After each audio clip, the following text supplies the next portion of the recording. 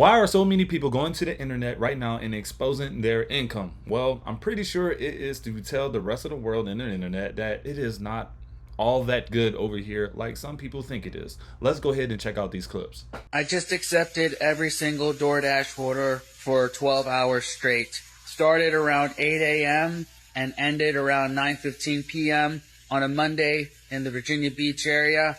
I was dashing for about 12 hours and 10 minutes. I was active for 9 hours and 56 minutes.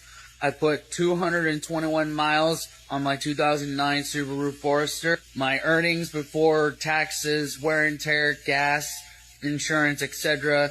was $215. My biggest tip was $14.25 from a Food Lion grocery order, and my smallest tip was $3 from a Starbucks order. The one thing that I've noticed when I tried to do DoorDash way back in the day, I mean, it's over 10 years ago, man, I was just picking up like the first two orders, and I'm just like, man, they make you grind so hard to start the app off, like to rank up and do all this stuff. Like, man, before you knew it, 2 hours has passed and I've only made $8 and I've drove so much just waiting for orders. So like, even the newcomers to the platform weren't able to really capture any money. It's definitely a grind. I make only $4,000 a month as a new grad nurse in Florida. Let's talk about it. We live in a state where a great deal of our population is the elderly, so we need lots of nurses in this state. There are so many hospitals in such a small and dense areas. There are so many nurses in Florida, and yet we are living paycheck to paycheck. In order to make more money, they make you do things like nights or weekends, and it doesn't make sense. I think we deserve more pay. No, not think. I know we deserve more pay. There's no reason we should be struggling and barely getting by on a nurse's salary. We have people's lives in our hands. I'm not sure why there's always that one underpaid nurse. You would think that nurses make good money, but someone just posted the other day that the average nurse in New York City didn't make much more than $70,000. And I think that was Elon Musk. But like, you would just assume somebody with such an important job would just make more. This is how much money I made in the month of July as someone working 4.5 jobs, I guess, if you count social media. So my full-time job, what I get paid in my salary, I get paid $1,448.59 twice a month for a total of $2,896.98. I'll try to keep a running total here. I'm also a hostess, and at my restaurant, I got paid twice a month. One paycheck was $133.63, and the other was $218.06, which is a total of $351.69. I do marketing for a local company separately. It's like a contract, and I got 3 paychecks from them this month. One was $111.68. The other was $411.12, and then the last one was $234.19. That one just kind of varies about how many hours I'm able to put in. And the total for that was $756.99. My last job is nannying / dog sitting, which varies, but I got paid 4 times for that, $330 for dog sitting, $102, $150, and then $90 were my weekly pay for the weeks I nannied, which is a total of $672. How much do firefighters get paid? Have you ever wondered that? Well, I want to break down my check and show you exactly how much I get paid, how much is taken out of my check. I'll give you the real numbers, no BS. So the total amount, gross pay, no deductions or no taxes taken out, the grand total was $3,363. State where I work, which is Utah, we work 48 hours on, 96 hours off. Work week is 56 hours. So this check is 112 hours on it. Sometimes I have overtime, sometimes I don't. This happens to be a no overtime check. My base rate is $29.25 an hour. I had comments say on the last video, well, $29 isn't equal $87,000 a year. Well, for firefighter lingo, it does. Check was 112 hours at $29.25 an hour. And then we have the FLSA, which is about 6 hours at halftime. And that total came to about $87. Making that grand total of the $3,300. Now let's talk about taxes and how much was taken out in taxes. This is different state to state, and I've heard California firefighters get taxed a crap ton. The total amount taken out of my paycheck was $384 broken down from Medicare, state, and federal. Now, what I've noticed is that firefighters do make different amounts of money. It depends on what county or parish that you live in. Just depends on what the city can afford to pay them. It's kind of like that. But if you ever have a chance to go to vote, and they are raising the payment for increased wages as far as first responders, go ahead and vote that into your home, your property taxes, that kind of go through there to help these guys out, because a lot of firefighters don't get paid that much like you think they do. I am a server at a restaurant. How much do you make? About 12,000 a year. Okay. And what's your dream job? I want to be a director for movies. Yeah. I'm in the Marine Corps. I'm in military. And how much do you make? So I make, I think it's like 50,000 a year, and then plus like other benefits like housing and stuff. So. And how long have you been in the Marine Corps? I recently just joined, so about a year. $4,000 a month is what I bring home as a teacher. I get paid once a month. I have a master's degree, and I've taught for 17 years. My mortgage has gone up, my insurance has gone up, taxes have gone up, and my teacher paycheck stayed the same. Let's break down my budget and salary as a high school history teacher. One of the things that I think isn't talked about enough is salary and how to budget properly as a teacher. So I kind of wanted to make a video on this. I am a third-year high school teacher here in the state of Arizona. So to start, I bring in about $3,000 after taxes. Some months it's a little bit lower, some months it's a little bit higher due to if it's basketball season, if I'm getting my stipend and my addendum for it. So maybe some months I'll be making $3,200, $3,300, $3,400 sometimes, or maybe some months I'm making $2,800. So I kind of just went with breaking it down with $3,000, which is typically what I make in a month. Just going to share some truth. I work 41 hours a week at my first job, okay? That's my first job. 41 hours a week. When I'm not working there, I DoorDash. I can't pay my bills. What in the is this world turned into? What are we dealing with? I took a second job waiting tables, but I just can't do 5:45 in the morning to 10 o'clock at night. Sorry, I can't. I can't physically do that. That's too much. This is tough to see. Like, somebody's already working 90 hours a week. That's almost just so bad, man. So bad, man. When I was working in the plant, I was working 84 hours a week, man. And even still, for that wasn't even guaranteed. Like the amount of pressure that is on your body for trying to work that many hours, especially doing manual labor. And I was working plants. The plant that I worked at, we made plywood. And I can tell you right now, it is not an easy job. $25 an hour is nice until you realize that after tax, it's $3,250 and rent is $2,000. That's over 62% of your income. What is a livable wage in 2026? Let's run the numbers and figure this out. Let's say you want to live by yourself and you get an apartment for $1,500 plus utilities, $400 for groceries, $300 for a used car, $150 for insurance, $150 for employee-sponsored healthcare, $100 for gas, $100 for personal care, $50 for cell phone, $50 for internet is $2,800, which I think is survival. That is the bare minimum that Americans need in 2026. So if you want to go further than that, I would say $200 for savings a month, $200 investing, $200 for fun, and $100 for subscriptions would put you at $3,500. Now in this example, there's no credit cards, no student loans. This person does not have children. They're not saving for anything luxurious. They got their savings, but that's more for emergencies, not for a house or anything like that. If you make $15 an hour, your take-home pay is going to be $22.10. So that's going to put you below surviving. So you're probably going to need a roommate making $15 an hour. If you make $20 an hour, your take-home is going to bump up to $28.80, which is going to put you right at surviving with $80 to spare, but it's surviving paycheck to paycheck, and you're kind of stressed out because you don't have much of savings or investing or anything like that. $25 an hour is going to put you at $35.60.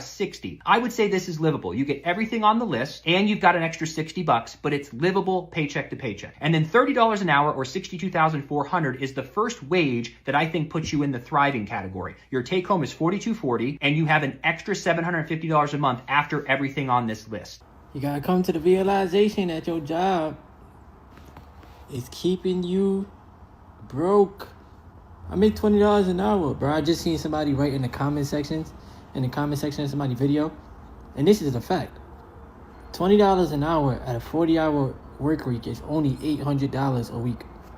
It's only $8, and Listen, for the people that work at the place that I work at, I don't even know how much longer I'm gonna be there. But for the people that work at the place that I work at, it's $800. And then the only way you're gonna reach over 900 or 1,000 is if you do the overtime. Now they starting to take away the overtime. So guess what? You need multiple streams of income. These jobs are keeping people broke. I made $3,100 in the month of July working at 2 different jobs. I work at Ulta and I work at Target. If you know, you know. So this is how much I made. I made $3,109.65. Let's do a full price breakdown of how much I made at each job and how many hours I worked. I make $18 at both, which is crazy because I worked at Target for 8 years and I've worked at Ulta for a couple months.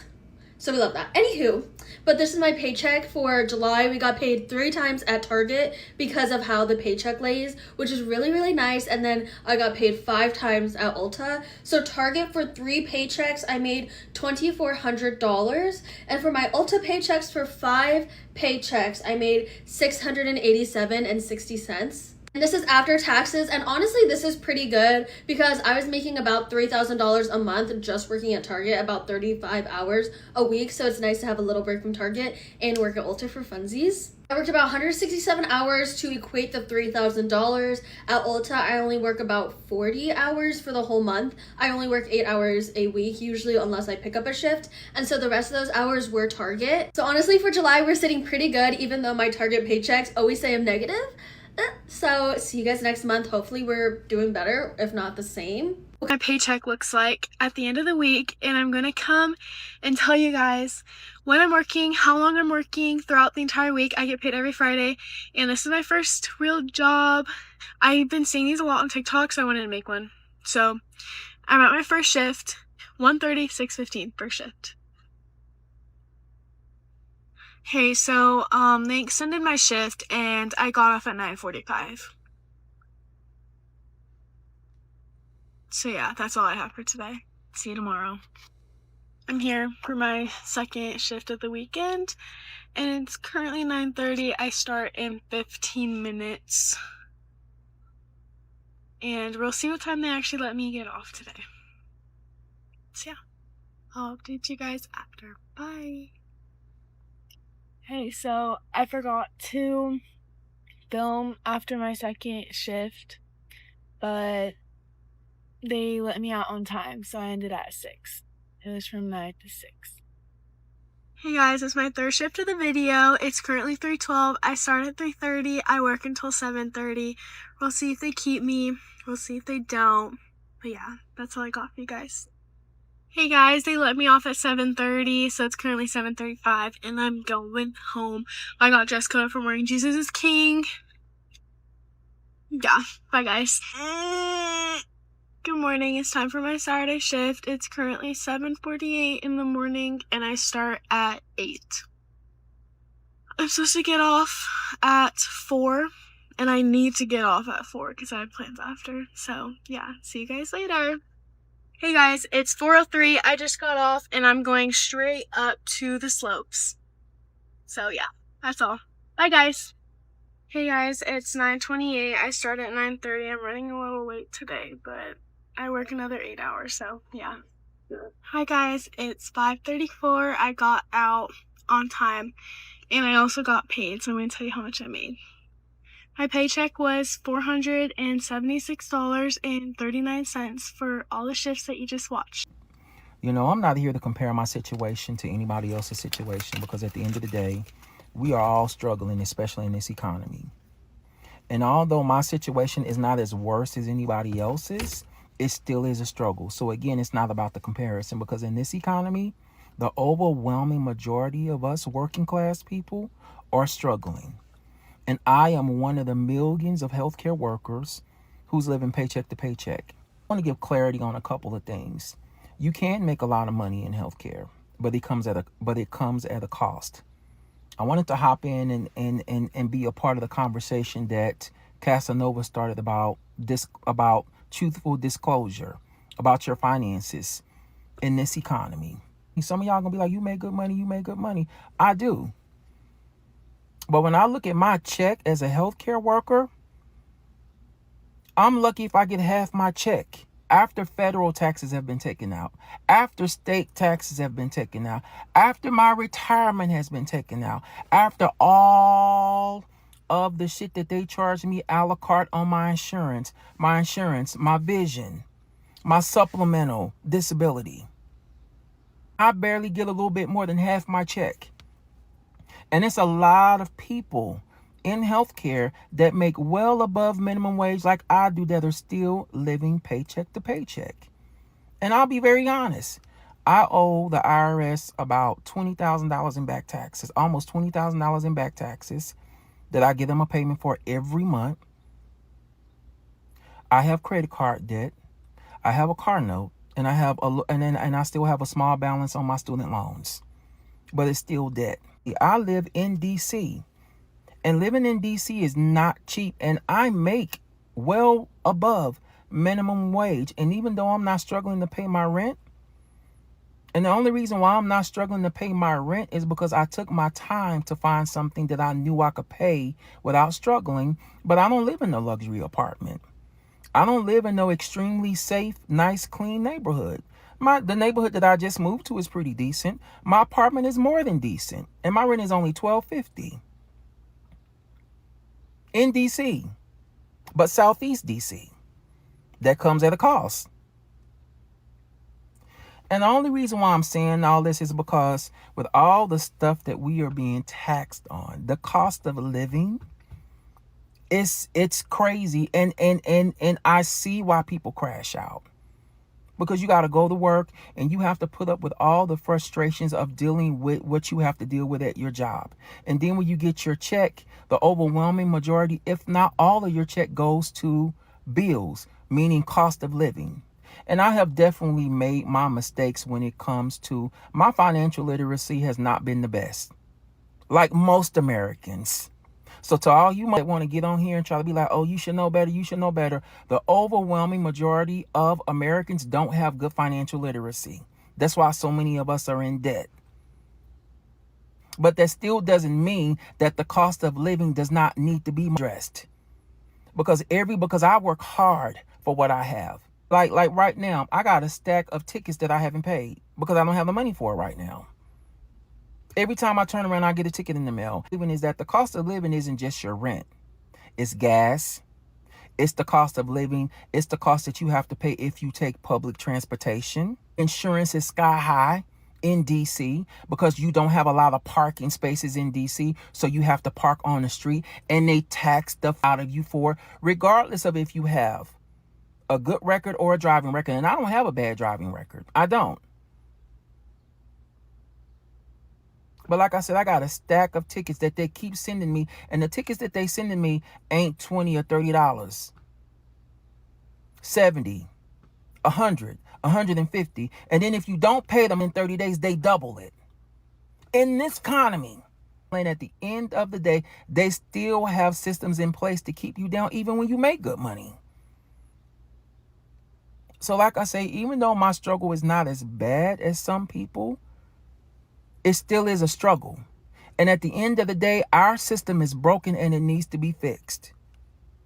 Yeah, it's no secret that, man, right now, a lot of middle class America is still living check to check. If only imagine if middle class America is doing it, what do you think people below that are doing, right? They have to rely on a lot of supplemental benefits, right? Food stamps, EBT, rental assistance, and all those sort of things just to literally survive out here. Pick up 2-3 jobs, work 90 hours a week, and all kind of things, guys. So it is rough out here for a lot of people. I just wanted to share this video with you and let you know you are not alone. But go ahead and let me know what was your favorite clip here. What clip did you want to comment on? And let me know where you're watching from. I'll chat with you in the comments. Don't forget to like the video, comment, and subscribe. I'll see you in the next one.